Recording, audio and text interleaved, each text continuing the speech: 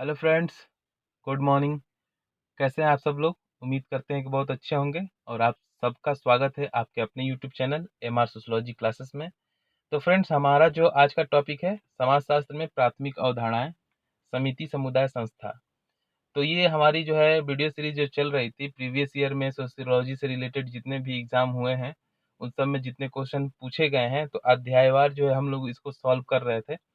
तो आज का जो हमारा टॉपिक है समुदाय, समिति, संस्था से संबंधित जितने क्वेश्चन पूछे जा चुके हैं प्रीवियस ईयर के एग्जाम में, चाहे कोई भी एग्जाम हो, यूपी पीजीटी हो, यूजीसी नेट हो, DSSB PGT sociology, GDC, GIC, assistant professor, किसी भी स्टेट का हो, उसमें जितने भी क्वेश्चन पूछे जा चुके हैं हम सारे क्वेश्चन को जो है इसमें अध्यायवार रूप में सॉल्व कर रहे हैं। तो चलिए बिना टाइम वेस्ट किए स्टार्ट करते हैं अपना वीडियो। तो फ्रेंड्स, हमारा जो है पहला क्वेश्चन स्क्रीन पे है। यूपी पीजीटी 2013 में पूछा जा चुका है क्वेश्चन। तो फ्रेंड्स, इस वाले वीडियो में जो है हम लोग 65 क्वेश्चन देखेंगे, जो कि मतलब बहुत वीडियो लंबा हो जाएगा। इस लिहाज से हम लोग जो है सिर्फ क्वेश्चन पढ़ेंगे और उसका आंसर टिक करके आगे बढ़ जाएंगे। आप लोग भी इसको सॉल्व करते रहिए और कमेंट बॉक्स में कमेंट करके बताइएगा कितने क्वेश्चन आप लोगों ने सॉल्व किए हैं, आपकी तैयारी कैसी चल रही है। तो ठीक है, चलिए स्टार्ट करते हैं। पहला क्वेश्चन है हमारा, जब हम परिवार को व्यक्तियों को एक गठित समूह के रूप में देखते हैं तब उसे कहते हैं। जब हम परिवार को व्यक्तियों को एक गठित समूह के रूप में देखते हैं तब उसे हम कहते हैं। तो उसको क्या कहते हैं बताइए? ऑप्शन ए है समिति, संस्था, समुदाय, बाह्य समूह। पहला का आंसर क्या होगा? पहला का आंसर होगा ऑप्शन ए समिति। जब हम परिवार को व्यक्तियों को एक संगठित समूह के रूप में देखते हैं तब उसे हम समिति कहते हैं। ठीक है, नेक्स्ट क्वेश्चन। रॉबर्ट रेडफील्ड के अनुसार लघु समुदाय की 4 विशेषताएं कौन सी हैं? यूपी डाइट के एग्जाम 2012 में पूछा जा चुका है क्वेश्चन। रॉबर्ट रेडफील्ड के अनुसार लघु समुदाय की 4 विशेषताएं कौन सी है? क्वेश्चन नंबर 2 का आंसर होगा ऑप्शन डी, विभेदकारी, लघुता, समानता और आत्मनिर्भरता। ठीक है, तीसरा क्वेश्चन, लघु समुदाय की अवधारणा को किसने प्रतिपादित किया? तो बताएं, लघु समुदाय की अवधारणा को किसने प्रतिपादित किया? तीसरे का राइट आंसर होगा ऑप्शन ए, रॉबर्ट रेडफील्ड ने। निम्नलिखित विशेषताओं में रेड रॉबर्ट रेडफील्ड द्वारा वर्णित लघु समुदाय की विशेषताओं के सही सेट को पहचानिए। तो रॉबर्ट रेडफील्ड के द्वारा लघु समुदाय की जो विशेषताएं बताई गई हैं उसको इस सेट में पहचानना है। तो कौन सा है बताना है आपको? 4 का बताइए, 4 का आंसर करिए। तो 4 का राइट आंसर होगा ऑप्शन बी, 1, 3, 4। एक है समांगता, तीसरा है आत्मनिर्भरता, चौथा है विभेदीकरण। ठीक है,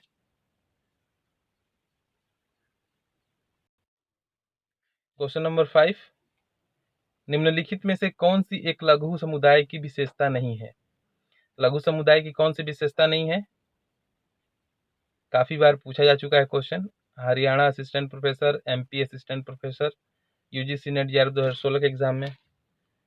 तो बताइए, क्वेश्चन नंबर 5 का आंसर होगा ऑप्शन डी, द्वितीयक व्यवसाय। ठीक है, क्वेश्चन नंबर 6 है हमारा, किस अध्ययन में भारतीय परिप्रेक्ष्य में रॉबर्ट रेडफील्ड की लघु समुदाय की अवधारणा का परीक्षण किया गया है? Question number 6 UP GDC lecturer 2013 में पूछा जा चुका है क्वेश्चन।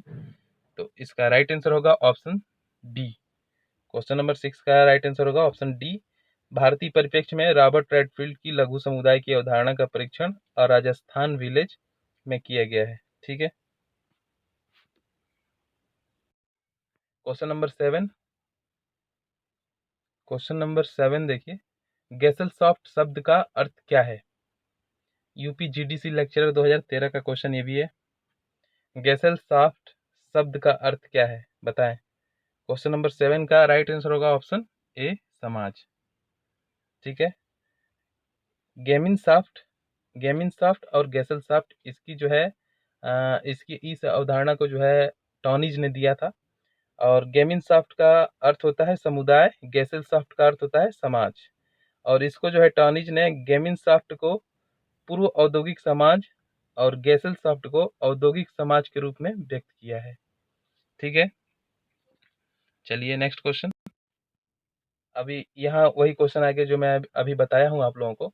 गेमिनसॉफ्ट व्यक्त करता है आधुनिक समाज, औद्योगिक समाज, उत्तर औद्योगिक समाज या पूर्व औद्योगिक समाज, बताएं। ये RPSC Rajasthan assistant professor 2018, यूपीजीडीसी 2008, UPPGT 2000 में पूछा जा चुका है क्वेश्चन। क्वेश्चन नंबर 8 का आंसर करिए। तो इसका राइट आंसर होगा गेमिनसॉफ्ट को उन्होंने पूर्व औद्योगिक समाज बताया है। ठीक है, पूर्व औद्योगिक समाज के रूप में व्यक्त किया है। तो इसका राइट आंसर होगा 8 का ऑप्शन डी।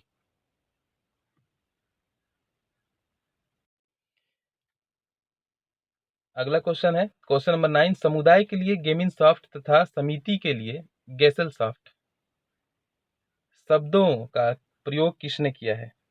ठीक है, बताएं। तो इसका राइट आंसर होगा ऑप्शन ए, टॉनिज ने। क्वेश्चन नंबर 10, टॉनिज ने ग्रामीण समुदाय के लिए किस शब्द का प्रयोग किया है? टॉनिज ने ग्रामीण समुदाय के लिए किस शब्द का प्रयोग किया है, बताएं। क्वेश्चन नंबर 10, ये एमपी असिस्टेंट प्रोफेसर 17 और आरपीएससी लेक्चरर 2016 में पूछा जा चुका क्वेश्चन है। तो क्वेश्चन नंबर 10 का राइट आंसर होगा ऑप्शन डी, गेमिनसॉफ्ट। अगला क्वेश्चन है टॉनिज के अनुसार पड़ोस किस प्रकार में आता है? यूजीसी नेट जेआरएफ 2011, यूपीपीजीटी 2002 में पूछा जा चुका क्वेश्चन है। क्वेश्चन नंबर 11 का आंसर, इसका राइट आंसर होगा ऑप्शन ए, समुदाय। क्वेश्चन नंबर 12, पूर्ण संस्थान टोटल इंस्टीट्यूशन शब्द का क्या अर्थ है और उसमें क्या सम्मिलित है, बताएं। तो इसका राइट आंसर होगा ऑप्शन डी, संगठित प्रतिष्ठान, मानकों से बचने की कम संभावना, प्रशासनिक ढांचे के नियमों से बचने की कम संभावना। तो इसका राइट आंसर होगा उपयुक्त सभी सही है। ठीक है, अगला क्वेश्चन है हमारा, संस्थाओं की सामान्य और विकृत प्रकार्य प्रणाली के बीच किसने अंतर बताया है, बताएं। संस्थाओं की सामान्य और विकृत प्रकार्य प्रणाली के बीच किसने अंतर बताया है? क्वेश्चन नंबर 13 है ये, और Haryana assistant professor 2020, UGC NET JRF June 2015। तो क्वेश्चन नंबर 13 का राइट आंसर होगा ऑप्शन ए, इमाइल दुर्खिम। अगला क्वेश्चन, समुदाय शब्द इस भाषा के दो शब्दों से मिलकर बना है, बताएं। ग्रीक है, फ्रेंच है, लैटिन है, अंग्रेजी है। क्वेश्चन नंबर 14 का आंसर करें। तो क्वेश्चन नंबर 14 का राइट आंसर होगा ऑप्शन सी, लैटिन। ठीक है, समुदाय शब्द लैटिन भाषा के, ये कम्युनिटी शब्द जो है ये कम तथा म्यूनस शब्द से मिलकर बना है। ठीक है, कम का अर्थ होता है टुगेदर और म्यूनिस का अर्थ होता है सर्विंग। तो इसका तात्पर्य यह हुआ कि समुदाय का शाब्दिक अर्थ होगा कि एक साथ मिलकर सेवा करना। अगला क्वेश्चन, निम्नलिखित में से राज्य किसका उदाहरण है? राज्य किसका उदाहरण है, बताएं। तो Uttarakhand assistant professor 2017, UGC NET December 2010। 15 का राइट आंसर होगा ऑप्शन सी, समिति। अगला क्वेश्चन, निम्नलिखित में से कौन सा सामाजिक संस्था का उचित उदाहरण नहीं है? इसमें पूछा जा रहा है उचित उदाहरण नहीं है। ठीक है, निम्नलिखित में से कौन सा सामाजिक संस्था का उचित उदाहरण नहीं है? तो जो ऑप्शन दिया गया है उसमें 3 ऑप्शनों में वो उचित उदाहरण नहीं है। ठीक है, एक जो होगा, तो इसमें से बताएं। Question number 16, Uttarakhand assistant professor 2017 का क्वेश्चन है। 16 का राइट आंसर होगा ऑप्शन ए, बाजार। ठीक है, अगला क्वेश्चन, ग्रामीण एवं नगरीय मात्र भौगोलिक क्षेत्रों का ही प्रतिनिधित्व नहीं करते हैं, वरन वे निम्नलिखित में से किसके प्रकारों का भी प्रतिनिधित्व करते हैं?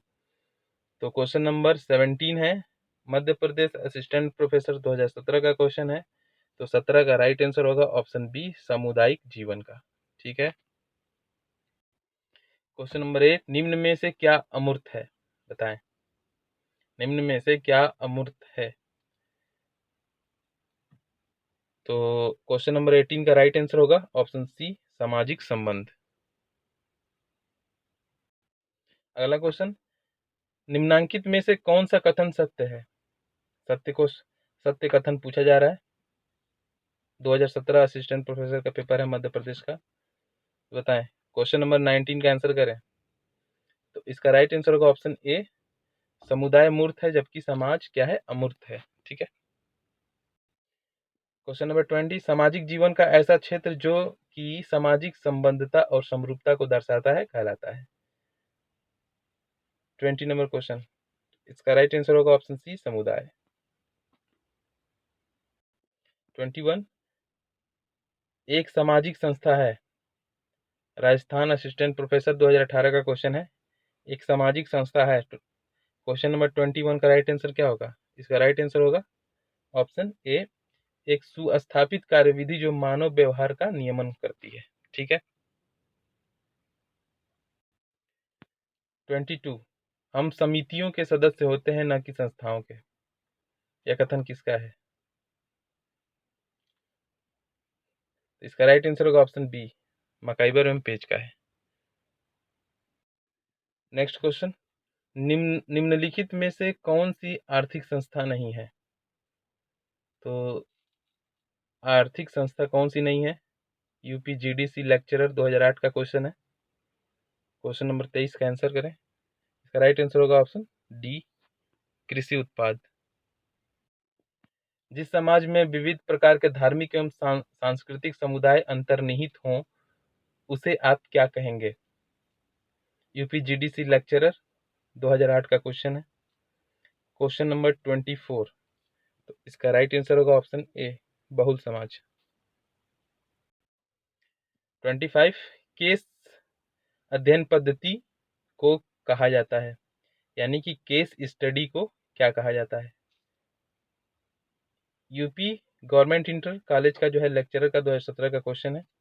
25 का राइट आंसर होगा ऑप्शन बी, सामाजिक सूक्ष्मदर्शी। अगला क्वेश्चन, किसने संस्था को प्राथमिक संस्था और द्वितीयक संस्था से वर्गीकृत किया है? संस्था को प्राथमिक संस्था और द्वितीयक संस्था में वर्गीकृत किसने किया है? क्वेश्चन नंबर 26, 2012 यूपी डाइट का क्वेश्चन है। 26 का राइट आंसर क्या होगा? राइट आंसर होगा ऑप्शन बी, WG समनर। ये देखिए कितनी बार ये क्वेश्चन पूछा जा चुका है। निम्न में से कौन सा कथन एक संस्था का बोध कराता है? तो कौन सा कथन है जो एक संस्था का बोध कराता है? तो ये यूपी पीजीटी 2016, 13, 11 बहुत बार पूछा जा चुका है। ये नेट जेआरएफ 7, 9, 12, 13, 14, 15 ये दिसंबर वाले में पूछा गया है। GIC lecturer 2005, diet 2012, RPSC 2014, MP assistant 2017। तो इसका आंसर करें क्वेश्चन नंबर 27 का। तो इसका राइट आंसर होगा ऑप्शन सी, कार्यप्रणाली के स्थापित नियमों दशाएं। ठीक है।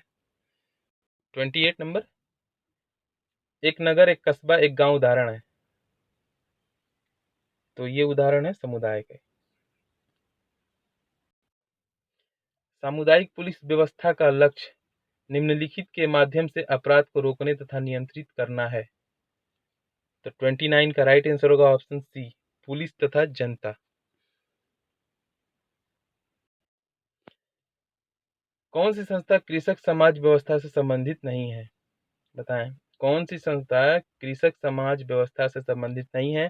क्वेश्चन नंबर 30, तो इसका राइट आंसर होगा ऑप्शन सी, द्वितीयक उद्योग। क्वेश्चन नंबर 31, निम्नलिखित में से कौन सा कथन जो है गलत है? यूपी पीजीटी 2009 का क्वेश्चन है। 31 का राइट आंसर क्या होगा?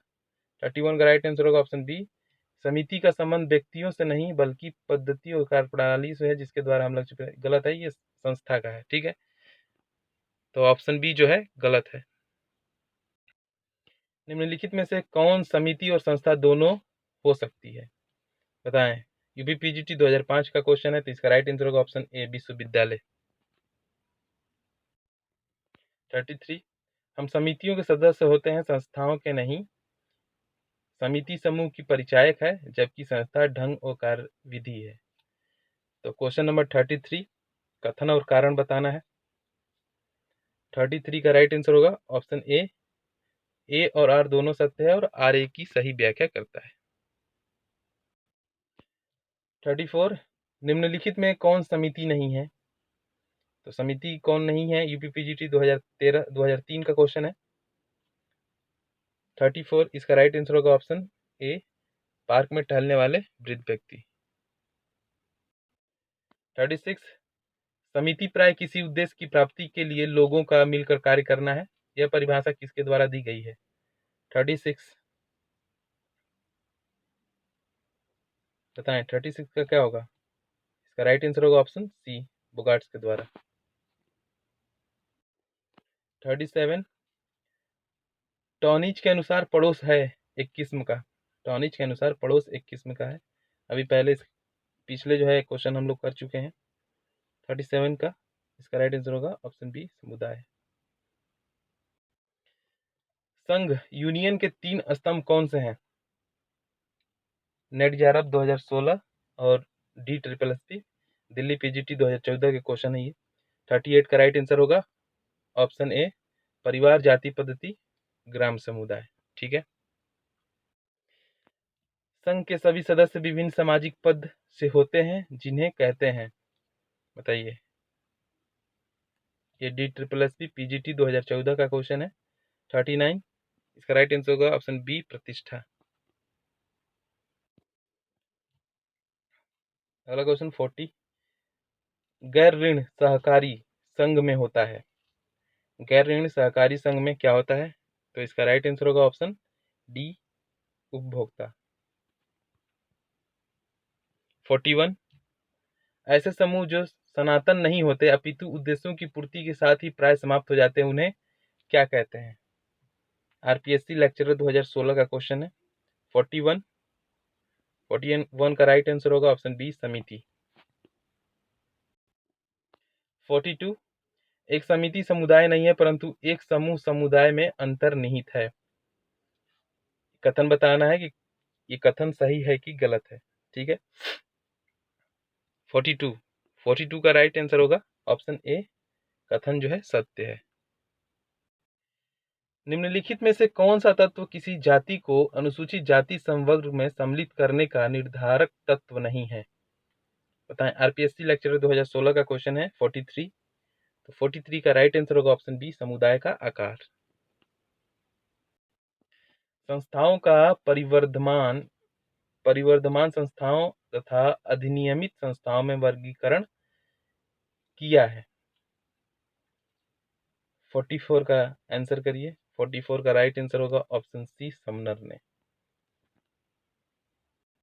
45, निम्नलिखित में से कौन सा कथन असत्य है, आरपीएससी लेक्चरर 2014, कौन सा कथन असत्य बताना है 45 का, तो इसका राइट आंसर होगा ऑप्शन सी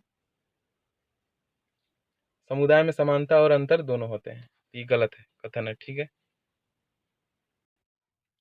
46, यूजीसी नेट नवंबर 2017 का पेपर है। 46 का आंसर करना है समुदाय संस्था संघ संस्कृति जाति साझा मूल्य श्रमिक संघ हम की भावना, तो इसका राइट आंसर होगा ऑप्शन सी, आप लोग मैच कर लीजिएगा। किसी भी सामाजिक व्यवस्था जिसमें बहुसंख्यक का व्यवहार प्रतिमानों और भूमिकाओं से संचालित होता है को कहा जाता है। 47 का राइट आंसर होगा ऑप्शन सी संस्था। 48, सामाजिक जीवन निर्वाह के एक क्षेत्र को जो कुछ मात्रा तक सामाजिक सुसंगता एवं समानता द्वारा निर्दिष्ट होता है कहते हैं। 48 का राइट आंसर होगा ऑप्शन सी समुदाय। 49, वह व्यवस्था जो व्यक्तियों के व्यवहार को उनके आदेश चरित्र के माध्यम से क्रमबद्ध और संचरित करती है, उसे किस शब्द के रूप में निरूपित किया गया है? 49 का आंसर करिए। 49 का राइट आंसर होगा ऑप्शन ए, एक संस्था।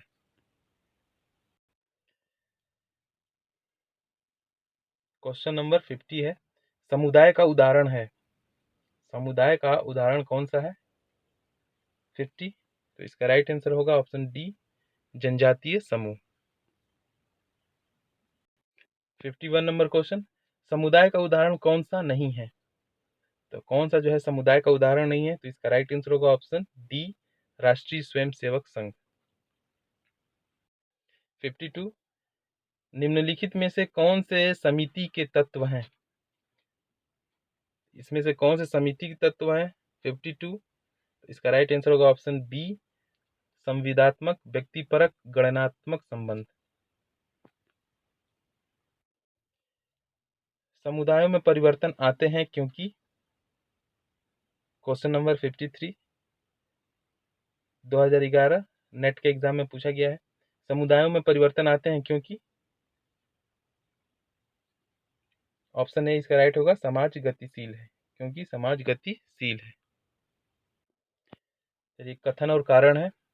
कथन ए है, एक सामाजिक समूह के रूप में जाति को समुदाय नहीं कहा जा सकता, क्योंकि जाति का सामाजिक सामंजस्य तो होता है, परंतु उसमें समुदाय के क्षेत्रीय आधार का अभाव रहता है। तो इसका राइट आंसर होगा ऑप्शन ए।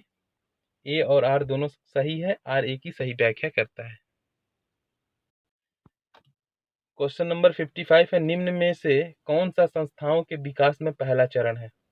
तो संस्थाओं के विकास में पहला चरण कौन सा है? तो 55 का राइट आंसर होगा ऑप्शन बी, विचारधारा।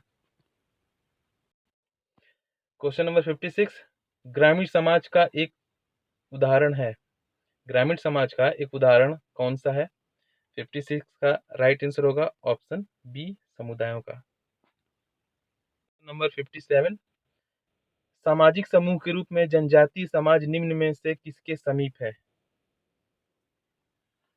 57, तो इसका राइट आंसर होगा ऑप्शन ए, समुदाय के समीप। 58, सामाजिक संस्थाओं के निर्माण में निम्न में से कौन सा तत्व कोई भूमिका नहीं निभाता? बताएं। 58,